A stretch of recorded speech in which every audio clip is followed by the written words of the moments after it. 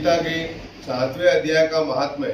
भगवान शिव कहते हैं, पार्वती, अब मैं 7वें अध्याय का महात्म्य बतलाता हूँ, जिसे सुनकर कानों में अमृत राशि भर जाती है। पाटिलपुत्र नामक एक दुर्गम नगर है, जिसका गोपुर द्वार बहुत ही ऊंचा है। उस नगर में शंकुकर्ण नामक एक ब्राह्मण रहता था। उसने वैश्य वृत्ति का आश्रय लेकर बहुत धन कमाया, किंतु न तो कभी पितरों का तर्पण किया और न देवताओं का पूजन ही। वह धनोपार्जन में तत्पर होकर राजाओं को ही भोज दिया करता था। एक समय की बात है, कुछ ब्राह्मण ने अपना चौथा विवाह करने के लिए पुत्रों और बंधुओं के साथ यात्रा की। मार्ग में आधी रात के समय जब वह सो रहा था, एक सर्प ने कहीं से आकर उसकी बाह में काट लिया। उसके काटते ही ऐसी अवस्था हो गई कि मणि, मंत्र और औषधि आदि से भी उसके शरीर की रक्षा असाध्य जान पड़ी। तत्पश्चात कुछ ही क्षणों में उसके प्राण पखेरु उड़ गए। फिर बहुत समय के बाद वह प्रेत सर्प योनि में उत्पन्न हुआ। उसका चित्त धन की वासना में बंधा था। उसने पूर्व वृतांत को स्मरण करके सोचा, मैंने जो घर के बाहर करोड़ों की संख्या में अपना धन गाड़ रखा है, उससे इन पुत्रों को वंचित करके स्वयं ही इसकी रक्षा करूंगा। एक दिन सांप की योनि से पीड़ित होकर पिता ने स्वप्न में अपने पुत्रों के समक्ष आकर अपना मनोभाव बताया। तब उसके निरुंकष पुत्रों ने सवेरे उठकर बड़े विस्मय के साथ एक दूसरे से स्वप्न की बातें कही। उनमें से मंझला पुत्र कुदाल हाथ में लिए घर से निकला और जहां उसके पिता सर्प योनि धारण करके रहते थे, उस स्थान पर गया।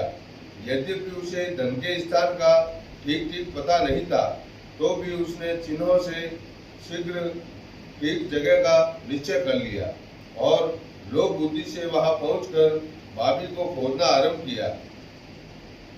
तब उस भाभी से बड़ा भयानक सांप प्रकट हुआ और बोला, ओ मूढ़, तू कौन है? इसलिए आया है? क्यों बिल खोद रहा है? अथवा किसने तुझे भेजा है?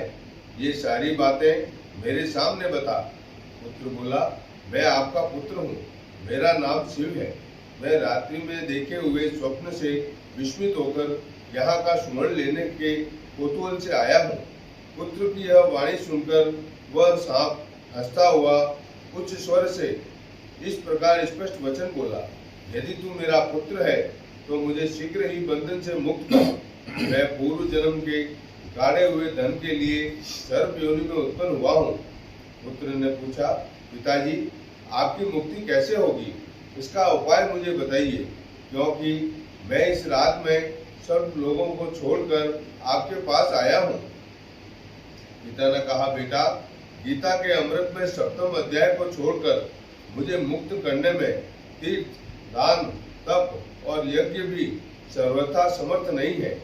केवल गीता का 7वां अध्याय ही प्राणियों के जरा, मृत्यु आदि दुखों को दूर करने वाला है। पुत्र, मेरे श्राद्ध के दिन 7वें अध्याय का पाठ करने वाले ब्राह्मण को श्रद्धा पूर्वक भोजन कराओ। इससे निसंदेह मेरी मुक्ति हो जाएगी। वत्स, अपनी शक्ति के अनुसार पूर्ण श्रद्धा के साथ वेद विद्या में प्रवीण अन्य ब्राह्मणों को भी भोजन कराना। सर्प योनि में पड़े हुए पिता के ये वचन सुनकर सभी पुत्रों ने उसकी आज्ञा के अनुसार तथा उससे भी अधिक किया। तब शंकुकर्ण ने अपने सर्प शरीर को त्याग कर दिव्य देह धारण किया और सारा धन पुत्रों के अधीन कर दिया। पिता ने करोड़ों की संख्या में जो धन बांट कर दिया था, उससे वे सदाचारी पुत्र बहुत प्रसन्न हुए।